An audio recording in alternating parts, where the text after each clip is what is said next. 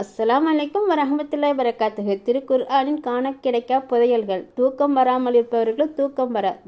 தப்ரானுடைய அறிவிப்பில் ஹஜ்ஜத் ஜயித் பின் சாபித் ரலியல்லாஹு அவர்கள் கூறுகின்றார்கள், இரவில் எனக்கு தூக்கம் வராமல் இருந்தது. நான் நபி ஸல்லல்லாஹு அலைஹி வஸல்லம் அவரிடம் இதை பற்றி முறையிட்டேன்.